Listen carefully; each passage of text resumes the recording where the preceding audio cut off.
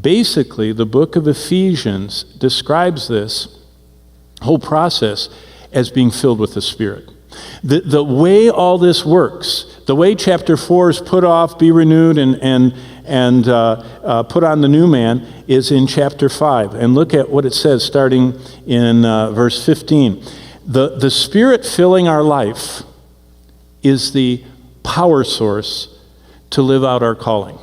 And so Paul starts describing the fullness of the Holy Spirit, and he says, when the Holy Spirit fills you, it transforms everything in our life. Now, I love my favorite illustration of the fullness of the Spirit is gloves. You can go to Walmart or wherever you want to go, and you can buy a gardening glove, and you can take it and throw it out in the garden, and it won't do anything.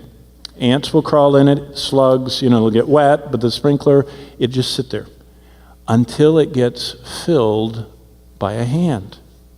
You can buy a golf glove, put it in your cart, in your bag, it won't play golf until a hand fills it. I mean, with anything, you understand, you get the idea. You can get a snowball throwing glove and put it down, it won't throw snowballs until your hand goes in. So every glove needs to be filled. We can only live the way that God made us as new creations if the Holy Spirit fills the glove of our life. So if you have a gardening glove on a non-gardener, you need to take it off of the gardener and put it onto a gardener, and then that glove can garden. And God says, you can't live the new life only if I fill you. And so that's the idea of the fullness of the Spirit. Don't think of something mystical. Think of getting me out of the way and asking the Spirit of God to run my life, to fill my life.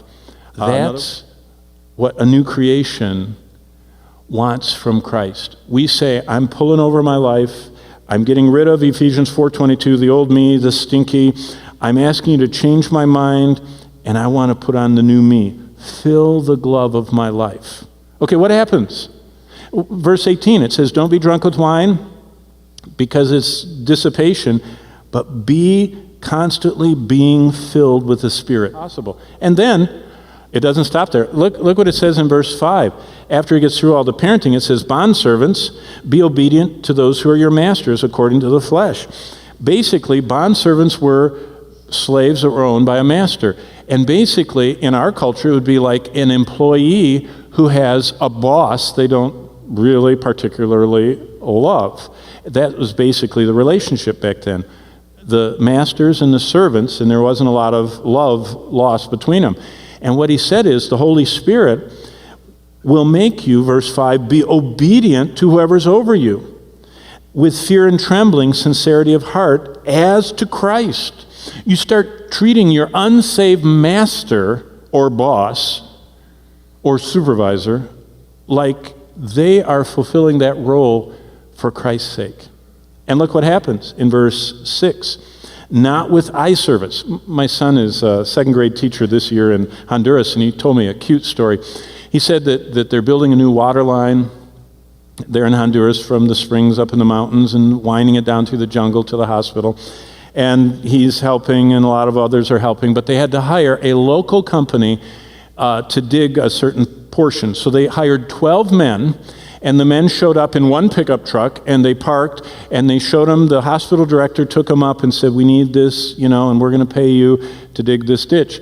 And they went up there, and Joseph got done teaching school, and he came through the jungle up to the site, and when he got there, they were all asleep. They were all just laying around, sound asleep, and the shovel was in the ground.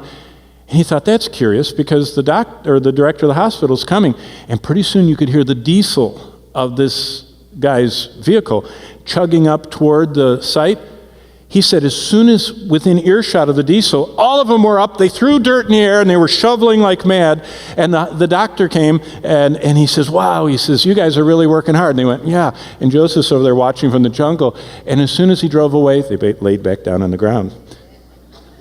They only had one shovel, by the way, which was a bad sign with 12 men. It just wasn't a good thing. And he said they only worked when the supervisor, they could hear his car coming. Now look at verse 6.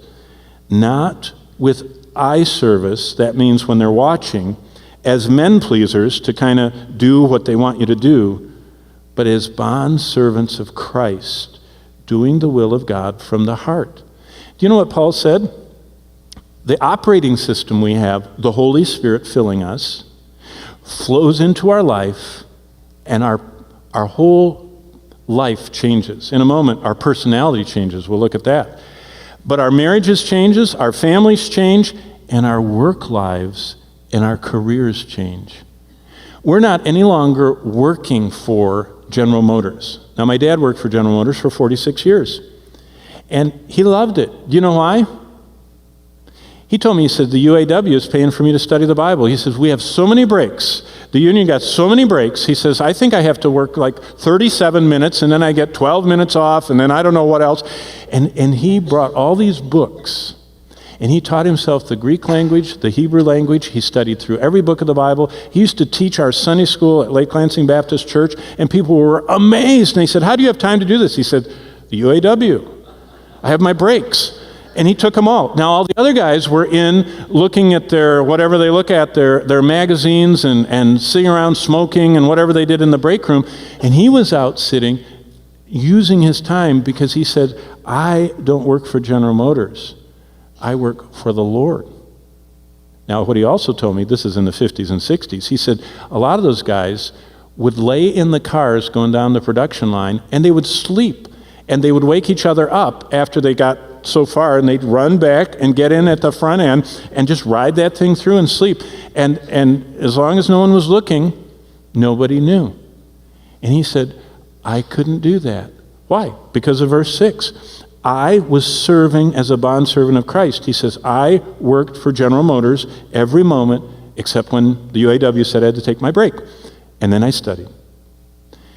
God changes our work lives and careers forever. He empowers us to live out the new us.